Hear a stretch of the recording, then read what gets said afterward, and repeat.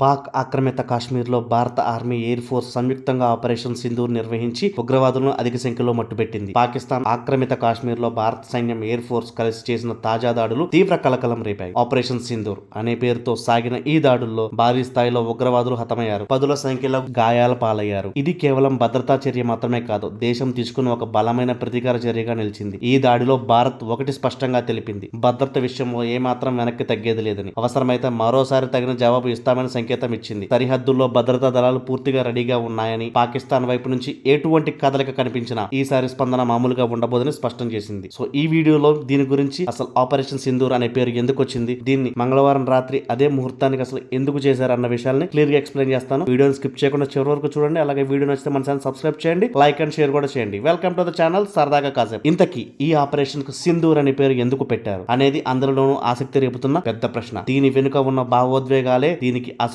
అర్థాన్ని ఇచ్చాయి. కాశ్మీర్ మన దేశం తలమైన భావిస్తాం. అక్కడ పహల్గాం వద్ద జరిగిన ఉగ్రదాడిలో అమాయకుల రక్తం రాలింది. ప్రభుత్వం ఈ దాడిని భరతమాత నుడితిపై జరిగిన దాడిగా భావించింది. అందుకే ఆ రక్తాన్ని సింధూరంతో పోలుస్తూ ఆపరేషన్ కి ఈ పేరు పెట్టారు. ఇంకో విషయం ఏమిటంటే, హిందూ సాంప్రదాయాల ప్రకారం ఎవరైనా చనిపోతే వారి ఆత్మకు శాంతి కలిగించేందుకు 14 రోజుల పాటు ప్రత్యేక ఆచారాలు పాటిస్తారు. కేంద్రం కూడా 14 రోజుల తర్వాత ఈ దాడికి పూనుకోవడం గమనార్హం. ఇది ఆపరేషన్ వెనుక మరో భావన. ఈ దాడిలో ఉగ్రవాదులు మతాన్ని ఆధారంగా చేసుకుని ప్రజలను లక్ష్యంగా చేసినట్లు తెలుస్తుంది. ముఖ్యంగా హిందువులపై దాడి జరిగినందున సింధూరానికి ప్రత్యేక ప్రాధాన్యత ఇచ్చారు. సింధూరం హిందూ మహిళలకు ఎంతో పవిత్రమైనది. హిందూ మహిళలు నిత్యం తమ నుదుటిన సింధూరాన్ని ధరిస్తారు. ఆ దాడిలో భర్తను కోల్పోయిన ఎంతో మంది మహిళలు ఉన్నారు. ఇది సంఘటనకు ఒక భావోద్వేగ కోణాన్ని ఇస్తుంది. దీనికి ప్రధానంగా తీసుకునే ఈ ఆపరేషన్ ను ఆపరేషన్ సింధూర్ అనే పేరు పెట్టినట్లు తెలుసు. అసలు ఈ ఆపరేషన్ సింధూర్ రాత్రి 1:13 మాత్రమే భారత్ ఎందుకు దాడులకు దిగింది? పహల్గామ్ లో దాడికి ప్రతిగా భారత సైన్యం పాక్ లో ఆపరేషన్ సింధూర్ చేపట్టే ఉగ్ర స్థావరాలను ధ్వంసం చేసిన మాట అందరికీ తెలిసిన విషయమే. మే